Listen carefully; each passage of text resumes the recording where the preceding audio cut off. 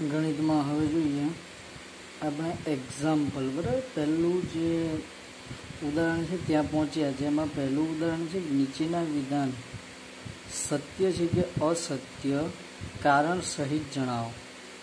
હવે જો આવા વિધાન આગળ સ્વાધ્યાયમાં પણ આપેલા છે, અને આ વિધાનો જે છે એ આપણે ગઈકાલે જે પ્રસ્તાવના ગઈ વખતે શીખ્યા આગળના વિડીયોમાં, એના ઉપરના આધારિત જ વિધાનો છે.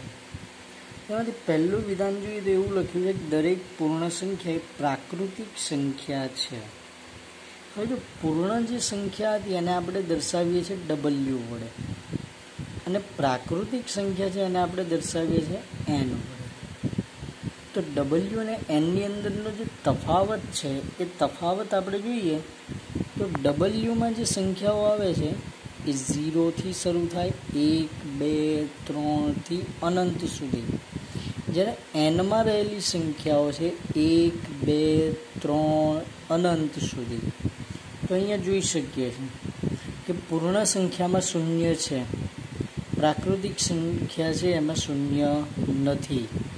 તો દરેક પૂર્ણ સંખ્યા એ પ્રાકૃતિક સંખ્યા બને નહીં, એટલા માટે વિધાન અસત્ય, બરાબર. અને એનું કારણ શું? તો શૂન્ય પ્રાકૃતિક ગણમાં આવતો નથી. 0 does not belongs to n. શૂન્ય છે પ્રાકૃતિક ગણનો સભ્ય નથી, એટલા માટે આપેલ વિધાન અસત્ય છે. બીજું વિધાન કીધું દરેક પૂર્ણાંક સંખ્યા એ સમમેય સંખ્યા છે. દરેક પૂર્ણાંક સંખ્યા કીધું છે. પૂર્ણાંક સંખ્યાઓ એટલે ઝેડ, જેને આપણે ઇન્ટીજર કહીએ, બરાબર. તો ઝેડમાં જે સંખ્યાઓ છે એ સંખ્યાઓ જોવા જઈએ તો માઇનસ સંખ્યાઓ છે, શૂન્ય છે, પછી ધન સંખ્યાઓ છે.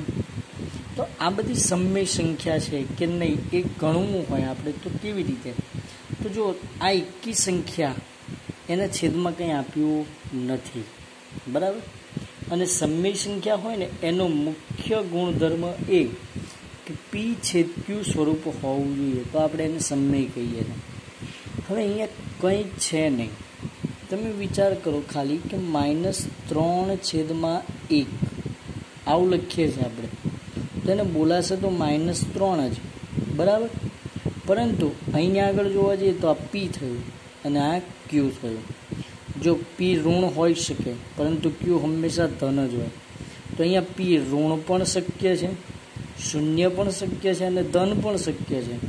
જ્યારે એના છેદમાં અહીંયા કંઈ નથી આપ્યું તો હંમેશા છેદમાં શું રહેલું હશે? 1. એટલા માટે પી છેદ ક્યુ સ્વરૂપ થાય માટે સમમેય છે, બરાબર. તો વિધાન છે કેવું છે આપણી માટે? સાચું, કારણ કે એને પી છેદ ક્યુ સ્વરૂપમાં આપણે દર્શાવી શકીએ છીએ. ત્યાર પછીનું જે છે ત્રીજો પ્રશ્ન કે દરેક સમમેય સંખ્યા એ પૂર્ણાંક સંખ્યા છે. જો એના કરતાં ઉલટું આવે, આગળ જે હતું એમાં આપણે એવું લીધું કે દરેક પૂર્ણાંક જે હતો ઝેડ હતો એને આપણે એવું કીધું હતું કે એ ક્યુ મતલબ સમમેય સંખ્યા છે. પરંતુ એનાથી ઉલટું વિચારવા જઈએ તો હવે વિચારીએ, ચલો 3/2, તો આ 3/2 લઈએ આપણે, તો આને પૂર્ણાંક ગણાય ખરો? ના ગણાય, બરાબર. કારણ કે પૂર્ણાંક સંખ્યાઓ જે આવી છે એ અંશ અને છેદમાં એવી એક સિવાય બીજો કોઈ સંખ્યા રહેલી નહીં હોય એને, એટલા માટે.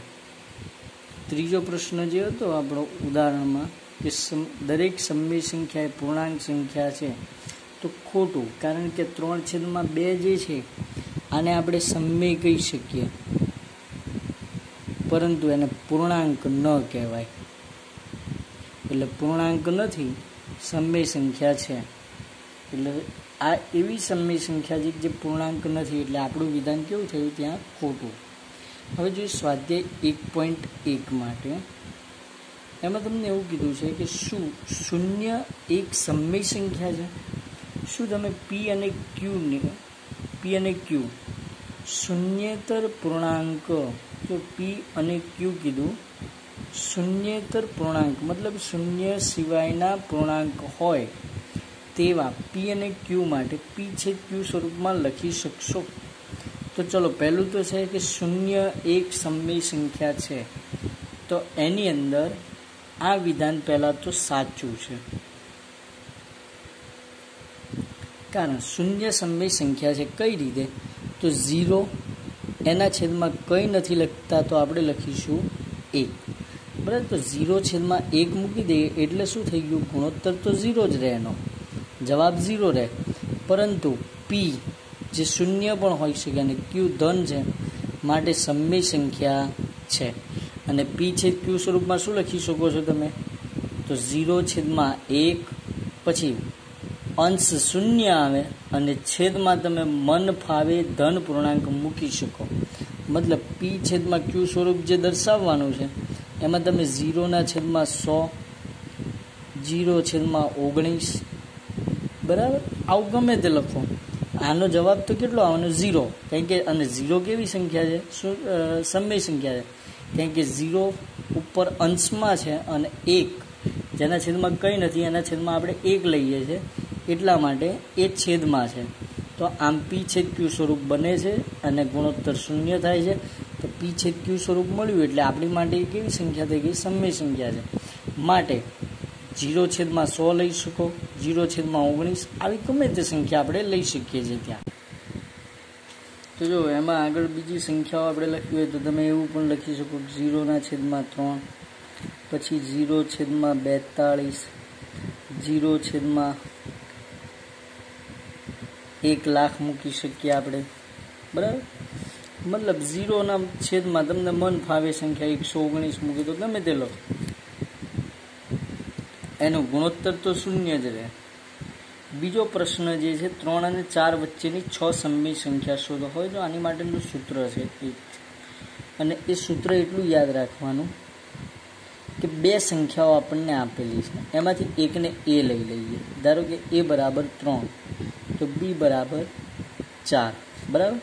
હવે જો હું પહેલી સમય સંખ્યા શોધું છું, a વત્તા b છેદમાં 2, મતલબ 3 વત્તા 4 છેદમાં 2, એના બરાબર 3 ને 4 7 છેદમાં 2, બરાબર. આ થઈ ગઈ આપણી પહેલી સમય સંખ્યા. ત્યાર પછી બીજી લખવું તો એની માટે આ જે 7 છેદમાં 2 મળ્યું ને એને એક વખત આપણે a તરીકે લઈશું ને એક વખત b તરીકે લઈએ. તો જો કેવી રીતે, a બરાબર 7/2 અને b બરાબર લઈશું 4. b બરાબર 4 જ રાખ્યા પણ એની જગ્યાએ 7/2 લીધું. તો હવે ફરી a વત્તા b છેદમાં 2 બરાબર 7/2 વત્તા 4 એના છેદમાં 2. તો જો 4 દુ 8, બરાબર, લસા લેવો પડે, અને 8 વત્તા 7 એટલે 15 થશે. આ છેદમાં 2 એના છેદમાં 2, અંશનો છેદમાં ગુણાકારમાં આવે એટલે આ સંખ્યા થશે 15/4. આ એક આપણો ગુણોત્તર મળ્યો 15/4, બરાબર. આ આપણી થઈ બીજી સમય સંખ્યા. હવે ત્રીજી શોધવા માટે શું કરીશું? તો a બરાબર 3 લઈશું અને b બરાબર આપણે લઈશું 7/2 જ, બરાબર. હજી તમારે બીજી બે જે સંખ્યાઓ શોધવાની છે એમાં આપણે 15/4નો ઉપયોગ કરીએ.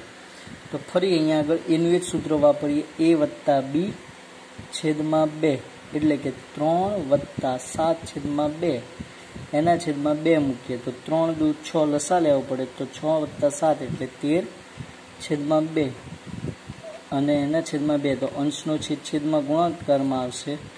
તો આમ 13/2 દુ 4 એટલે આ થઈ ગઈ આપણા માટે આ બીજી હતી, બરાબર. અહીંયા ત્રીજી સંખ્યા થઈ ગઈ.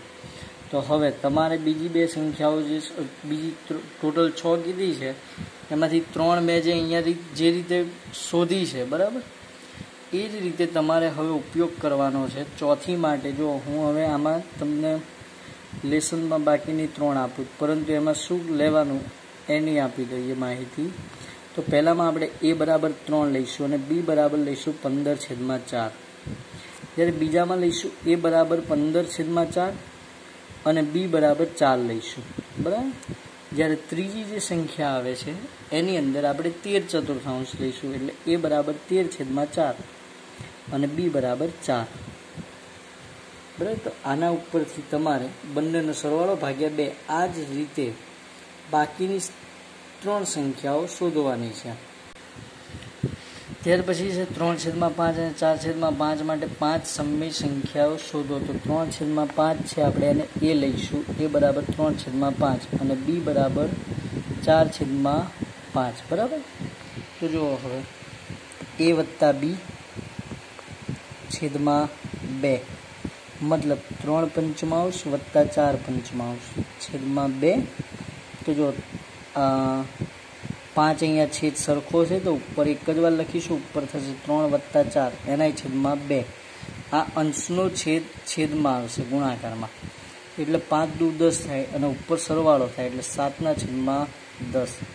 હવે શું કરવાનું, 7/10 છે અને આપણે લઈશું ગુણાકારમાં, એટલે બીજી સંખ્યા માટે આપણે લઈશું હવે એ બરાબર લઈએ આપણે 3/5 અને બી બરાબર લઈશું 7/10. તો જો એ વત્તા બી છેદમાં 2 બરાબર, એટલે 3/5 વત્તા 7/10 છેદમાં 2. તો હવે જો આ સંખ્યા માટે જોઈએ તો અહીંયા 10 છે, અહીં 10 લાવવા હોય તો ઉપર નીચે 2 વડે ગુણાકાર કરવો પડે. બરાબર, તો ઉપર 3 દુ 6 નીચે 5 દુ 10 થાય. તો હવે એ લખીએ 6/10 વત્તા 7/10 એના છેદમાં 2. આ છેદ સરખો થઈ ગયો 10, તો એક વખત લખીશું આપણે અંશનો છેદ 10, 6 વત્તા 7 બંનેનો સરવાળો કરો એટલે 13 એના છેદમાં 2. તો અંશનો છેદમાં આવશે તો 13/10 દુ 20. બરાબર, આ થઈ ગઈ આપણી સંખ્યા નંબર 2. ત્યાર પછી હવે આપણે એ બરાબર લઈશું 7/10 અને બી બરાબર લઈએ 4/5. બરાબર, તો એ બરાબર 7/10 લઈ લીધા તો એ પ્લસ બી છેદમાં 2 બરાબર 7/10 વત્તા 4/5 છેદમાં 2. હવે અહીંયા પણ છેદ સરખો કરવા માટે ઉપર નીચે 2 વડે ગુણાકાર કરીએ એટલે 7/10 વત્તા 4 દુ 8 છેદમાં 5 દુ 10. એટલે આ અંશનો છેદ સરખો થઈ ગયો બંનેમાં. બરાબર, તો અંશનો છેદ આપણે એક વખત લખીશું, મતલબ ઉપર 10 એના ઉપર સરવાળો મૂકી દેવાનો 7 વત્તા 8 છેદમાં 2. અંશનો છેદમાં ગુણાકારમાં આવે એટલે 8 ને 7 15 છેદમાં 10 દુ 20. તો આ જોઈ શકીએ છીએ આપણે કઈ સંખ્યા મળી છે, 3/5 જ મળી. જુઓ 5 તરી 15 ને 5 ચોક 20 થાય. બરાબર, પણ અહીંયા કોઈ ગુણેલો છે અંક. ત્યાર પછી આગળની સંખ્યા મેળવીએ.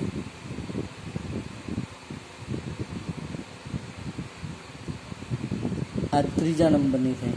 બરાબર, તો ચોથો અને પાંચમો આમાં પણ આપીએ કરે તો એમાં આપણે એ બરાબર લઈશું 3/5 અને બી બરાબર જે આપણે આગળ સંખ્યા શોધી, બરાબર, એની કિંમત આપણે 3/5 રાખીએ અને બીની કિંમત જે છે એ 13/20 લઈશું. આ ચોથા માટે. પાંચમા માટે આમાં ઉલટાવી એટલે એ બરાબર 13/20 લઈશું અને બીની કિંમત 4/5 લઈશું. બરાબર, તો આ ચોથો અને પાંચમો પણ આવી રીતે રિલેશનમાં એ વત્તા બી છેદમાં 2. બીજું કંઈ કરવાનું નથી એમાં. તો હવે જોઈએ કે સ્વાધ્યાયના જે વિધાનો આગળ કીધા હતા એ જ વિધાનો આવી ગયા ફરી. પહેલું વિધાન છે કે દરેક પ્રાકૃતિક સંખ્યા એ પૂર્ણ સંખ્યા છે. તો જો પ્રાકૃતિક સંખ્યાઓ છે એ 1, 2, 3 અનંત અને પૂર્ણ સંખ્યા જે છે એ થાય 0, 1, 2, 3 અનંત સુધી. આ n છે, આ W છે. તો nની બધી જ કિંમતો Wમાં છે, માટે વિધાન કેવું છે, સત્ય. અને નીચે કારણ લખી દે, કારણ કે પ્રાકૃતિક સંખ્યાઓ જે પણ છે એ બધી જ પૂર્ણ સંખ્યાઓના ગણમાં આવે, એટલા માટે આપેલું વિધાન સત્ય છે. બીજો જે પ્રશ્ન કીધો છે દરેક પૂર્ણાંક એ પૂર્ણ સંખ્યા છે. કે પૂર્ણાંક જે છે એ Z છે અને પૂર્ણ સંખ્યા એટલે W. મતલબ ઝેડની અંદર આપણે જોઈએ તો માઇનસ સંખ્યાઓ આવે, બરાબર, 0 આવે, ધન આવે અને પૂર્ણ સંખ્યાઓમાં શું આવશે, 0. 1, 2, 3 અને ધન સંખ્યાઓ છે. તો જોઈએ કે ઝેડની અંદર ઋણ સંખ્યાઓ છે પણ ડબલ્યુમાં ઋણ છે નહીં. તો આપેલ વિધાન કેવું થઈ ગયું? ખોટું. કારણ પૂર્ણાંક સંખ્યાઓમાં ઋણ સંખ્યાઓ આવે પરંતુ પૂર્ણ સંખ્યામાં ઋણ સંખ્યા આવતી નથી. એટલા માટે દરેક પૂર્ણાંક જે છે એ પૂર્ણ સંખ્યા ગણી શકાય નહીં. ત્યાર પછી દરેક સમય સંખ્યા જે છે એ પૂર્ણ સંખ્યા છે. તો સમય સંખ્યા જે છે એ કઈ સંખ્યાઓ આવે?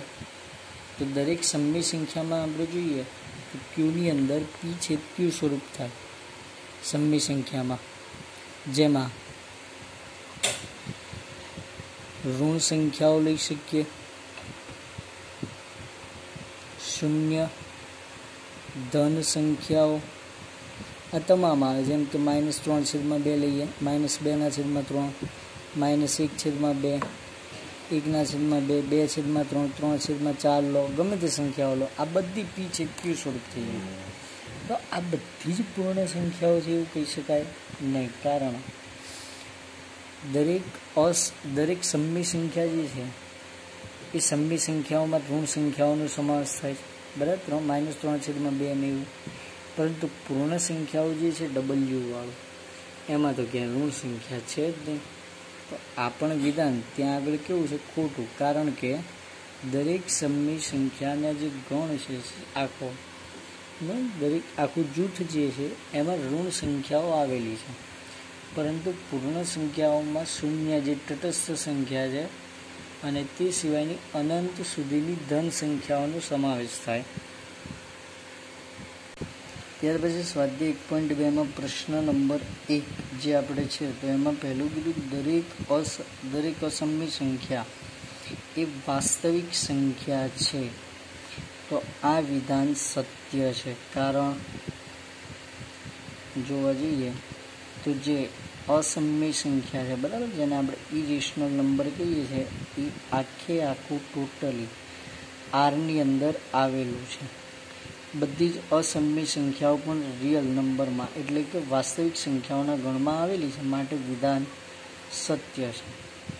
સંખ્યા રેખા પરનું દરેક બિંદુ કોઈક પ્રાકૃતિક સંખ્યાના m માટે વર્ગમૂળ m સ્વરૂપનું હોય છે. હવે જો અહીંયા કીધું કે દરેક બિંદુ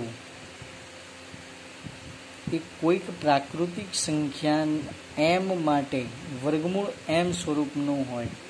તો આ વિધાન માટે આપણે જોઈએ પહેલું તો એમ જે કીધું છે અહીંયા આગળ કે સંખ્યા રેખા ઉપર m, આ ગઈકાલે જ્યારે પોઈન્ટ પ્રસ્તાવનામાં હતો ત્યારે પણ લીધો હતો, જે આ વ્યાખ્યા સ્વરૂપે હતું. પ્રત્યેક વાસ્તવિક સંખ્યાનું સંખ્યા રેખા પર ના એક અનન્ય બિંદુ તરીકે નિરૂપણ કરી શકાય છે.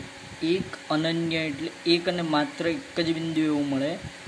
એવી જ રીતે સંખ્યા રેખા પરનું પ્રત્યેક બિંદુ એક વાસ્તવિક સંખ્યા દર્શાવે છે. તો હવે આપણું જે બિંદુ કીધું છે કે દરેક બિંદુ કોઈક પ્રાકૃતિક સંખ્યા m માટે વર્ગમૂળ mનું સ્વરૂપ હોય, તો એ વાત સાચી. કારણ દરેક બિંદુ છે એ કોઈકને કોઈક વાસ્તવિક સંખ્યા જ દર્શાવે છે, માટે આપેલ વિધાન સત્ય છે. શેને માટે? પ્રત્યેક બિંદુ અલગ અલગ વાસ્તવિક સંખ્યા દર્શાવે એના માટે. ત્યાર પછીનો પ્રશ્ન કીધો છે કે દરેક વાસ્તવિક સંખ્યા એ અસમય સંખ્યા છે. તો આ વિધાન ખોટું છે, બરાબર. કેમ? તો વાસ્તવિક સંખ્યામાં આપણે 0 લખી શકીએ, પરંતુ 0 અસમય નથી. તો આવી તો ઘણી બધી સંખ્યાઓ છે. ઋણ સંખ્યાઓ લઈએ, ધન સંખ્યાઓ લઈએ, 0, આ બધી સંખ્યાઓ છે એ બધી સમય સંખ્યાઓ છે, બરાબર. અસમય નથી. અસમયમાં વર્ગમૂળ 2, વર્ગમૂળ 3, વર્ગમૂળ 5, વર્ગમૂળ 6 જે ગઈ વખતે કીધું હતું એ બધી સંખ્યાઓનો સમાવેશ થાય છે, બરાબર. તો આ જે સંખ્યા છે એ વાસ્તવિક સંખ્યા છે 0, પરંતુ એ સમય સંખ્યા છે, અસમય નથી. માટે દરેક વાસ્તવિક સંખ્યા અસમય સંખ્યા જ હોય એ શક્ય નથી. બરાબર. ત્યાર પછીનો ટોપિક છે સ્વાધ્યાય 1.3ની અંદર દશાંશ સ્વરૂપમાં લખો અને કેવા પ્રકારની દશાંશ અભિવ્યક્તિ છે તે પણ જણાવતું. તો પહેલું છે એ સૌથી સિમ્પલ છે.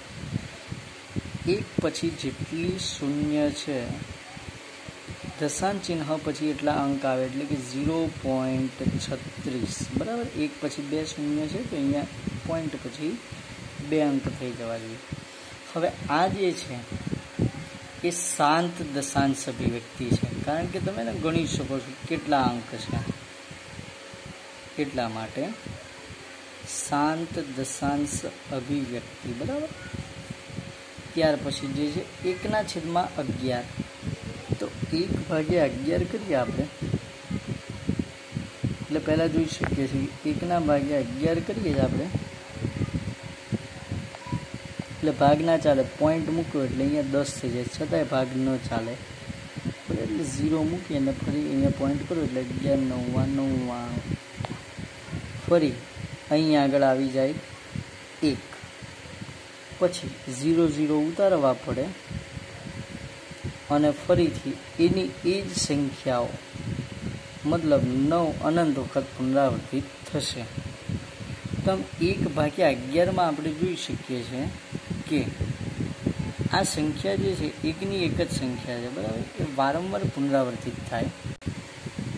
તો અહીંયા જે સંખ્યાઓ રિપીટ થશે 1.090909 એવી આવશે, કારણ અહીંયા આગળ આપણે 1 વધે પછી ઉપરથી 1 શૂન્ય ઉતારીએ એટલે 10 થઈ જાય, તો એ ભાગ ન ચાલે એટલે શૂન્ય બીજી મૂકવી પડે. બરાબર. એટલા માટે 0.090909 એવી સંખ્યા વધતી જાય, મતલબ આની આ સંખ્યાઓ પુનરાવર્તિત થાય. તો 1/11 જે છે એને આપણે શું લખી શકીએ? 0.090909 અનંત વખત આની આ સંખ્યા પુનરાવર્તિત થાય. આને આપણે કહીશું અનંત આવૃત્ત.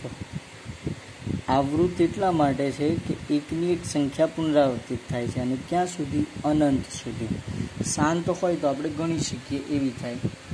ત્યાર પછીનો દાખલો જોઈએ તો 4.1/8. તો પહેલાં તો આ જે સંખ્યા છે એનું અપૂર્ણાંક સ્વરૂપ મેળવીએ તો 8 ચોક 32 ને 33/8.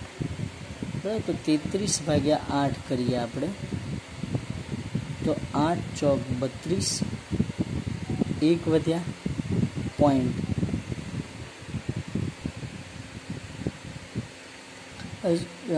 દશાંશ ચિહ્ન મૂકીએ એટલે શું? તો 8 દુ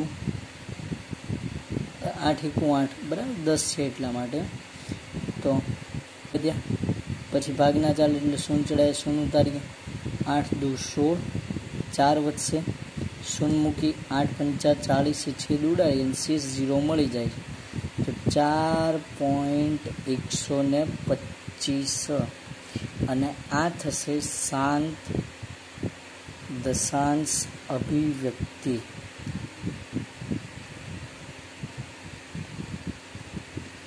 ત્યાર પછી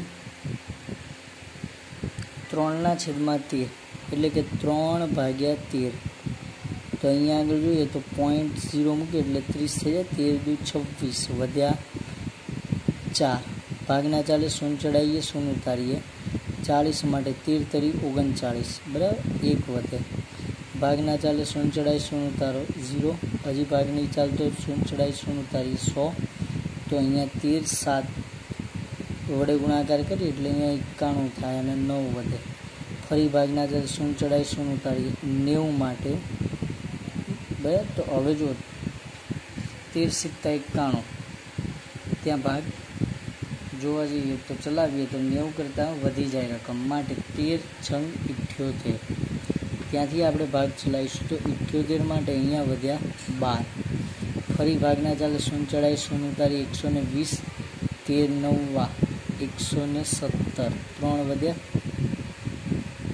આવી ગઈ છે રકમ અહીંયા હતી એ જ. બરાબર. તો 3 અહીંયા જે હતા એની એ જ, એટલે હવે તમે ફરી કરો રિપીટ, આના આ જ અંકો પુનરાવર્તિત થશે.